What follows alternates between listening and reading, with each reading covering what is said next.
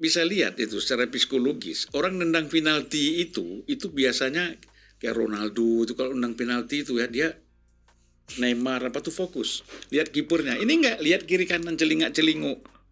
Habis itu baru dia tendang kan. Survei-survei ada yang mengatakan, wah dengan mencalonkan Anies, mendeklarasikan Anies sebagai capres, suara Nasdem naik. Ada juga survei yang mengatakan setelah mencapreskan Anies, Nasdem turun. Ya kan? Kalau saya lebih yakin setelah mencapreskan Anies, Nasdem itu naik. Ya, naik. Jadi elektabilitasnya itu naik. Tapi kan yang menjadi persoalan, apakah Anies ini bisa maju sebagai capres nggak?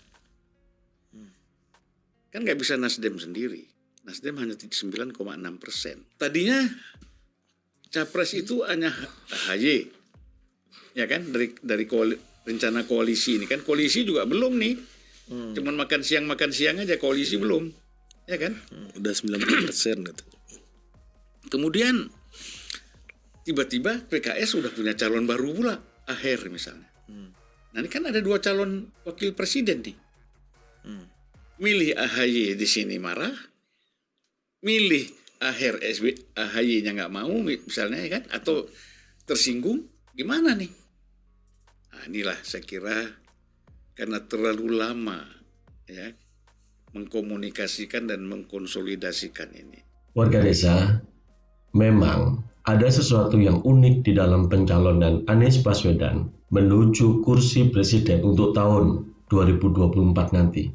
Karena menurut laporan survei Carta Politika yang bertajuk Persepsi Publik Terkait Kinerja Pemerintah dan Peta Elektoral Terkini, bahwa elektabilitas Nasdem pada 2022 berada di level 6%. Dan ini lebih tinggi dibanding hasil survei bulan September tahun 2022 yang hanya 4,85%.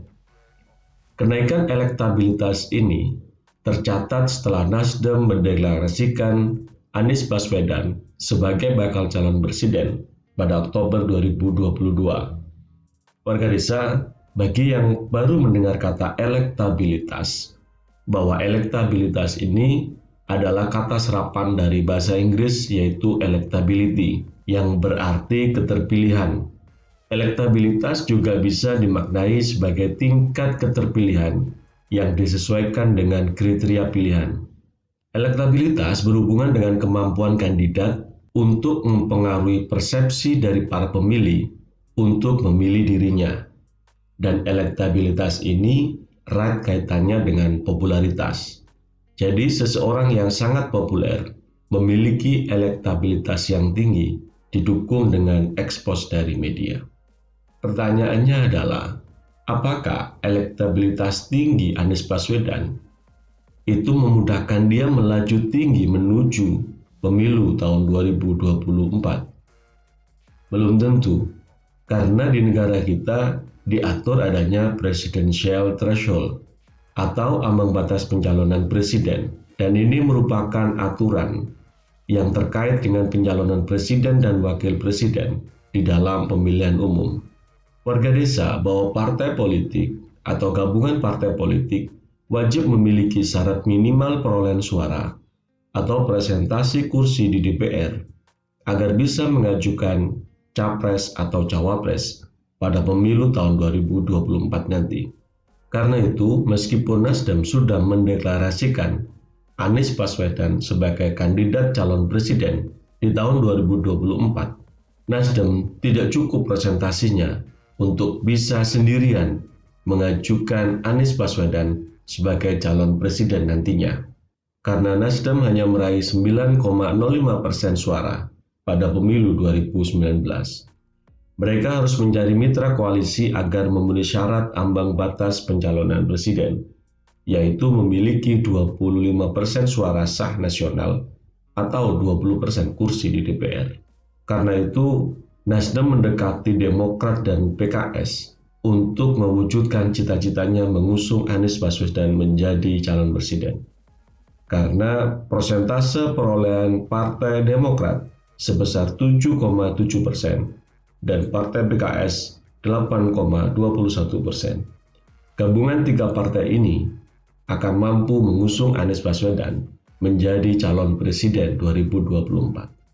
Masalahnya, Demokrat dan PKS masih tarik ulur, saling mengajukan proposal, mengajukan calon masing-masing untuk menempati calon wakil presiden. Demokrat mengajukan AHY dan PKS mengajukan AHER. Dan sampai hari ini belum ada titik ketemu.